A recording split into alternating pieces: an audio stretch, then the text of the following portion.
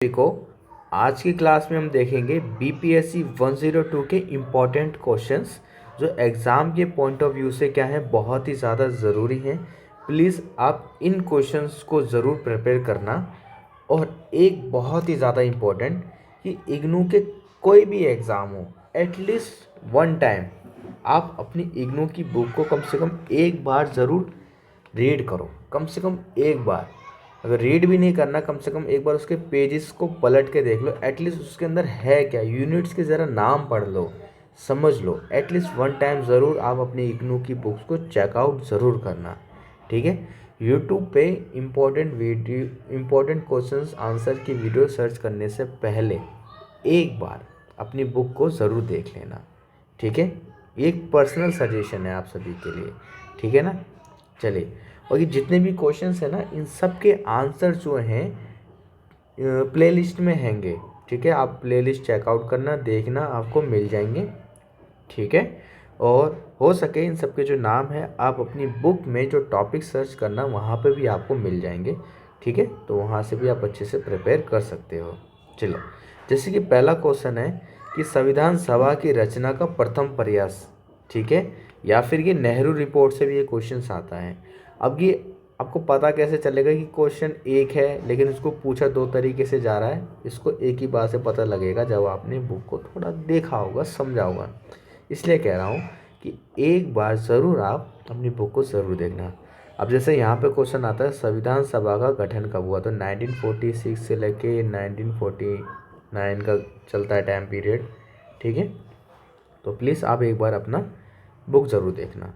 तो अगला क्वेश्चन है भारतीय संविधान में प्रस्तावना का क्या रोल है, ठीक है। प्रस्तावना यानी प्रेमबल किसे कहते हैं, संविधान स्टार्ट होने से पहले हमें प्रेमबल को जरूर पढ़ना पड़ता है, ठीक है, या संविधान का परिचय पत्र भी इसे कहते हैं।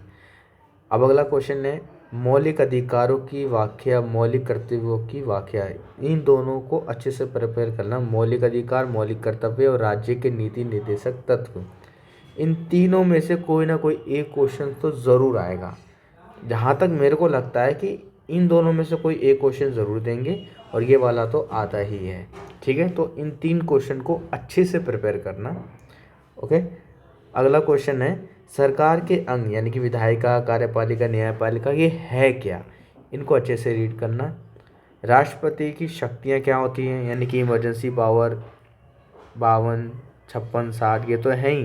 प्रस्ताव में क्या इसकी पावर होती है, प्रधानमंत्री की नियुक्ति में राष्ट्रपति की क्या पावर होती है, ये सारी चीज़ें भी पढ़ना।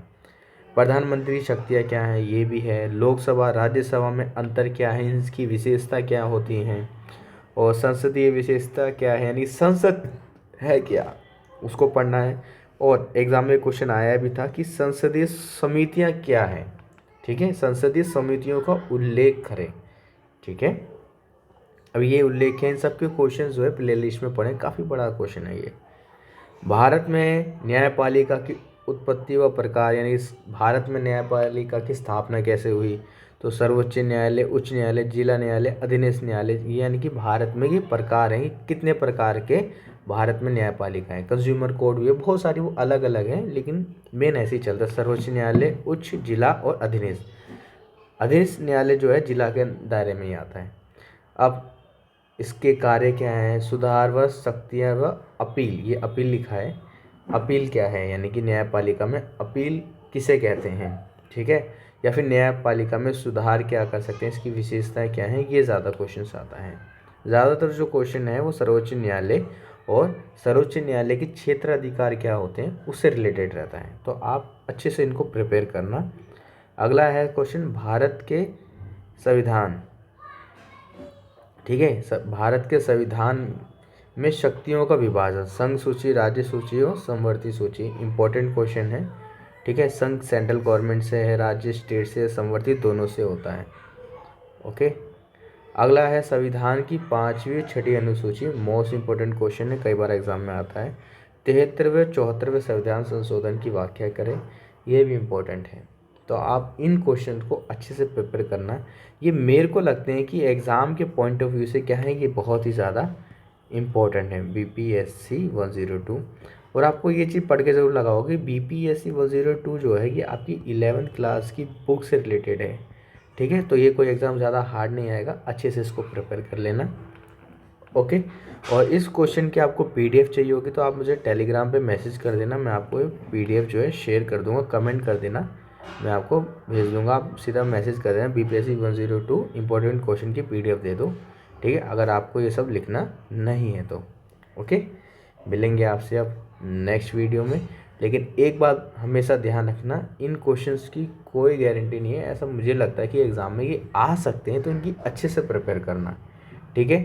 बहुत सारे लोग कहते हैं, थंबनेल भी यही बना देते हैं कि नहीं पढ़ लो एग्ज़ाम में पास हो जाओगे, ऐसा कुछ नहीं होता भाई, ठीक है। आप बुक की अच्छे से रीडिंग ज़रूर करें, ठीक है। बुक की रीडिंग आपको ज़रूर करनी है कि आप पहली बार ये एग्ज़ाम दे रहे होगे तो आपके पास समझ नहीं आएगी। जब आप एक बार एग्ज़ाम दे दोगे, दूसरी बार एग्ज़ाम दोगे तो आपको समझ आ जाए कि भाई बुक रीड करना ज़रूरी है। इग्नू का अगर एग्ज़ाम दे रहे हो एटलीस्ट 1 टाइम खोलना बहुत ज़रूरी है बुक को, ठीक है ना, ठीक है। इसलिए बुक को एटलीस्ट 1 टाइम ज़रूर रीड करना, इससे एक अंडरस्टैंडिंग हो जाती है कि हाँ एग्ज़ाम में क्वेश्चन किस हिसाब से आएंगे, ठीक है। एग्ज़ाम में भले क्वेश्चन 5 ही करने, लेकिन 5 आएंगे किस तरीके से ये आपका बुक रीडिंग पे है, एक बार समझ जाओगे अपने आप ही। ओके, मिलेंगे आपसे नेक्स्ट वीडियो में। ओके।